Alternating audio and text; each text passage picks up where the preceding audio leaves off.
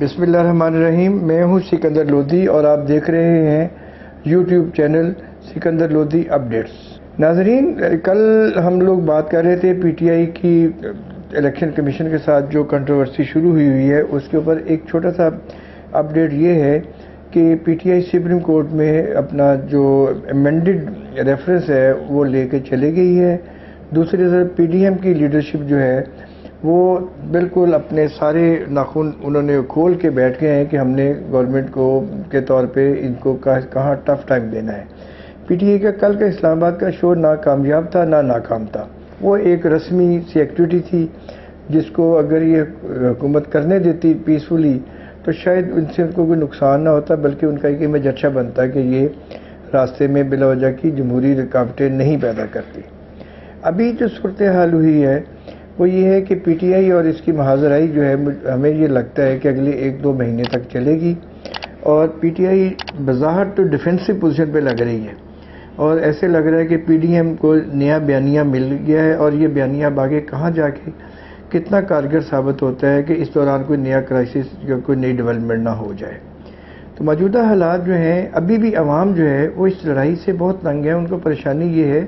کہ ان کے کارخانے بند ہو رہے ہیں، روٹی کے مسئلہ حل نہ ہونے کی وجہ سے ان کی پریشانیوں میں مزید اضافہ ہو رہا ہے. ہماری سیاسی لیڈرشپ کو آج بھی میرا یہی پیغام ہے کہ مل بیٹھ کے مفاہمت کے راستے میں چلیں اور جمہوریت کو بھی بچائیں اور اپنے آپ کو بچائیں اور پاکستان کو بچائیں. گھنٹے پہلے کی ڈیولپمنٹ یہ ہے کہ جو فکس ٹیکس اس حکومت نے فورسفلی لگایا تھا تاجروں پہ، بجلی کے اوپر سیل ٹیکس، اس کو سیاسی مصلحت یا سیاسی دباؤ کے اوپر ان کو واپس لینا پڑا ہے. اور دلچسپ بات اس میں یہ ہے کہ وزیر خزانہ مفتاح اسماعیل جو پہلے دن سے ہی متنازع چلے آ رہے ہیں اپنے بیانوں کی وجہ سے، اپنے ایٹیچیوڈ کی وجہ سے، حالانکہ وہ ایک پڑھے لکھے قابل آدمی ہیں، مگر یہ کہ ان کو جو سیاسی شعبدہ بازی میں ابھی وہ کمانڈ حاصل نہیں ہے جو ماضی میں لوگوں کو ہوتی تھی. اب انہوں نے آج ایک نیا بیان یہ لیا ہے، یو ٹرن لیا ہے انہوں نے کہ جی میں تو اس کے حق میں نہیں تھا، یہ ایسے لگا دیا گیا تھا، اس پہ ہمیں تیاری کرنی چاہیے تھی. جس طرح اگر ملک میں آپ نے محاصل کی آمدنی کے اوپر اس طرح کے رویے اختیار کرنے ہیں اور سیاسی مصلحت کے اوپر تاجروں کے دباؤ کے اوپر آ کر یہ ٹیکس وڈرا کرنے ہیں تو اس سے پاکستان کی اکانومی کو تو کوئی فائدہ نہیں ہوگا. اکانومی کا جو سب سے بڑا کنٹریبیوٹر ہے وہ کارپوریٹ سیکٹر ہے، اور سب سے کم کنٹریبیوٹر جو ہمارا تاجر طبقہ ہے. کسی ایک تاجر کی ٹیکس ریٹرن جو ہے، جو ایوریج تاجر ہے مارکیٹس کا، کراچی ہو، کوئٹہ ہو، لاہور ہو، پشاور ہو، اس کی ایوریج سیل جو ہے یا ٹیکس ریٹرن جو ہے 5 لاکھ سے اوپر کی ٹیکس والی کوئی نظر نہیں آتی. یہ خود ایف پی آر کے لوگ کہہ رہے ہوتے ہیں، یہ ہم تو نہیں بول رہے، ہم تو ان کی زبان آپ تک کنوے کر رہے ہیں کہ پاکستان میں ٹیکس نیٹ بڑھانے میں سب سے بڑی رکاوٹ جو ہے یہ بزنس سیکٹر ہے، جس کے اوپر نون لیگ کا بیانیہ یہ ہے کہ یہ ہمارا ووٹ بینک ہے، ہم اس کو ڈسٹرب نہیں کر سکتے. ابھی جو اگر ایسے ہی صورتحال رہی تو آنے والے دنوں میں شاید بہت مشکل ہوگی. جو بڑے اچھے لوگ ہیں جو رضامندی سے ٹیکس نہیں دے رہے، مجبوری میں ٹیکس دے رہے ہیں، ٹیکس ایٹ سورس جن کا کٹ جاتا ہے، سیلریڈ کلاس ہے، کارپوریٹ سیکٹر ہے، اس کے اندر بھی اس کے اوپر ایک ریئیکشن آ جائے گا. تو یہ ساری صورتحال جو ہے اس کے اوپر پارلیمنٹ کا ایک ایسا سیشن ہونا چاہیے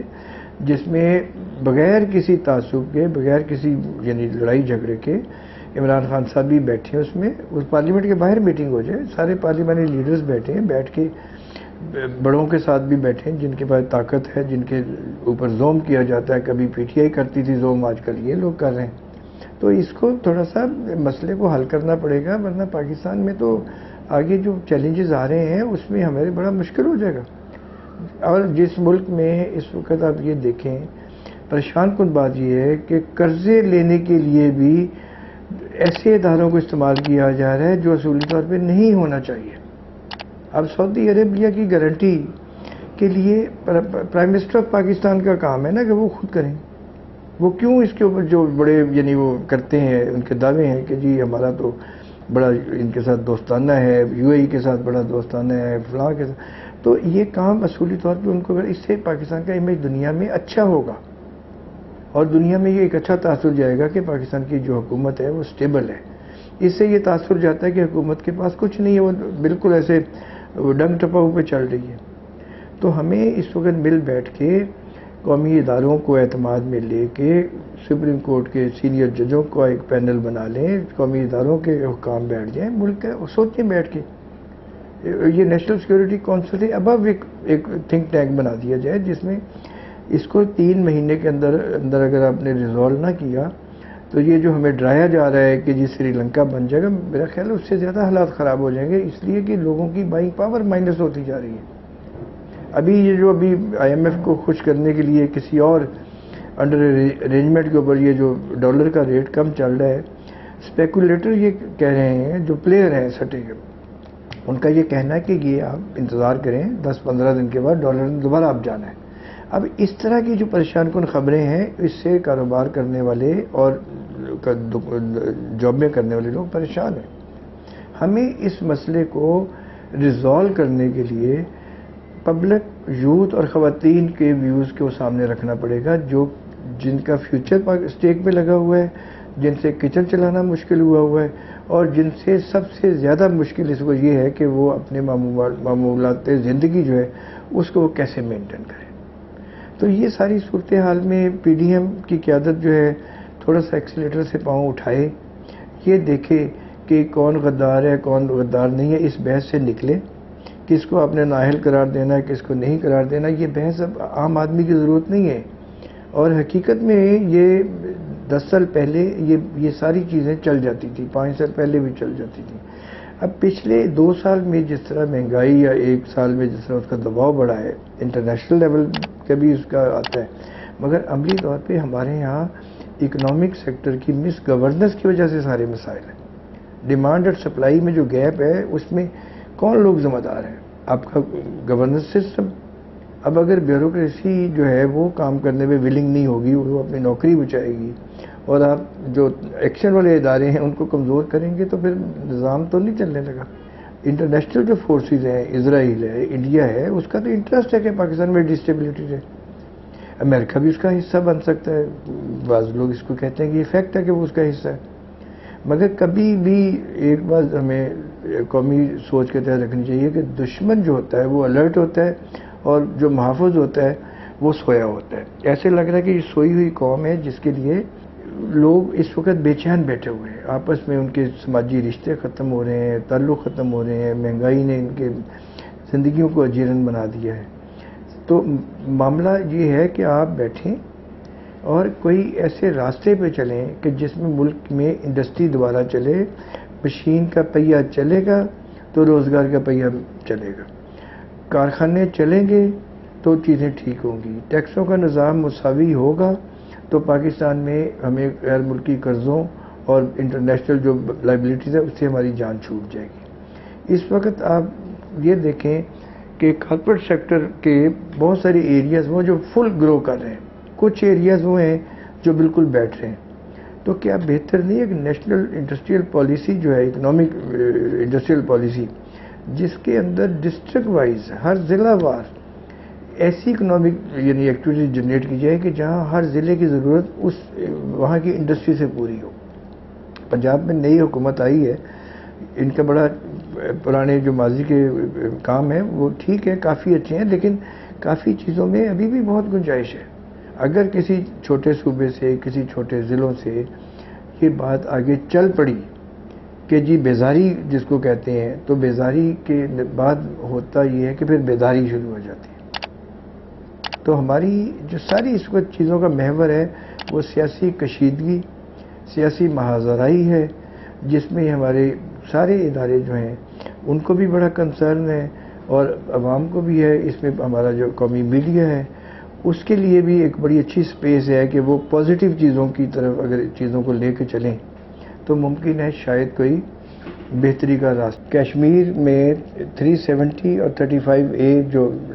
انہوں نے رول نافذ کیا تھا، اس کے تحت کشمیر کی موجودہ خود مختاری جو ہے اس کو انڈیا نے بالکل بلاک کر کے لداخ کی بائیفرکیشن کرنے کی کوشش کی تھی کہ جس کے تحت کشمیری ڈیوائیڈ ہو جائیں اور اس میں مسلم پاپولیشن جو ہے اس کو ایک سائڈ پہ کر دیا جائے اور ہندو پاپولیشن کو یا پرو انڈین جو کشمیریز ہیں ان کی میجورٹی شو کر کے دنیا کو یہ دھوکہ دیا جائے کہ یہ دیکھیں کہ سارا کشمیر جو ہے وہ انڈیا کے ساتھ چل رہا ہے، جبکہ اس بات کی دنیا میں ہر جگہ پہ، ہر فورم پہ مذمت کی جا رہی ہے۔ آج بھی پاکستان میں اور آزاد کشمیر میں اس کے اوپر بہت زیادہ پروٹیسٹ ہوا ہے۔ اس کے ایک حل موجود ہے کہ یو این او جو ہے وہ ابھی تک اپنا وہ رول ادا نہیں کر سکی جو اسے ادا کرنا چاہیے تھا۔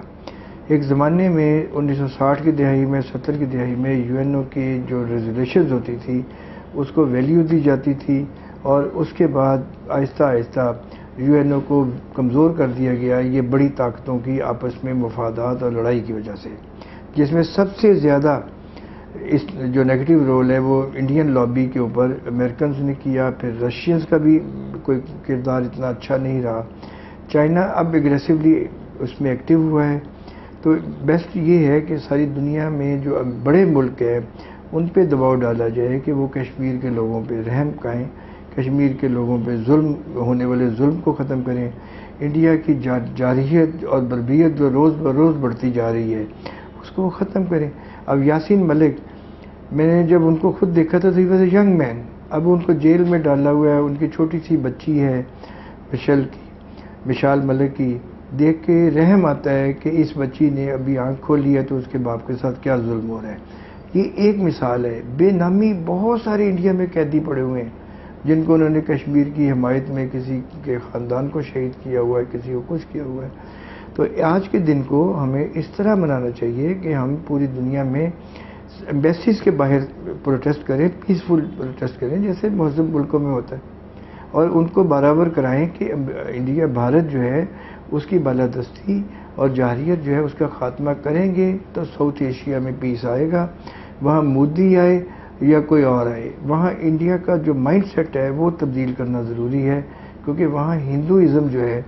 وہ ڈومینیٹ کرتا ہے، اور ہندو کی پالیسی کشمیر میں دن بہ دن پینیٹریٹ کر رہی ہے۔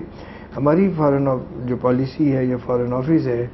بڑی دکھ ہوتا ہے کہ اس کو وہ رول پلے کرنے کا وہ نہیں کر رہا جو اسے کرنا چاہیے۔ فارن آفس ایک عرصے سے بالکل ایک نارمل وے میں چل رہا ہے، ہمارے وزیر جو بھی آتے ہیں ان کو باہر کے دوروں کی فرصت نہیں ہوتی۔ اگر وہ آفس میں بیٹھ کے اس کے اوپر ایک اسٹریٹجائز کریں کہ ہم نے ساؤتھ ایشیا میں پیس کے لیے کیا رول پلے کرنا ہے، پاکستان پاکستان ایک نیوکلیر کنٹری ہے، بہت کچھ کر سکتا ہے، لیکن اگر اپنا ہاؤس ان آرڈر ہوگا تو ہم سب کچھ کر سکتے ہیں۔ ناظرین، اگر آپ کو یہ ویڈیو پسند آئی ہے تو اس ویڈیو کو لائک کریں اور اس چینل کو سبسکرائب کریں۔ ہمیں آپ کی آراء کا انتظار رہے گا، آپ کی آراء ہمارے لیے بڑی مددگار ثابت ہوگی، اور آئندہ کے ہم جو بھی بحث یا بات چیت ہوگی اس میں ہم اس چیز کو مینشن بھی کریں گے۔ بہت آپ کا شکریہ، تھینک یو ویری مچ۔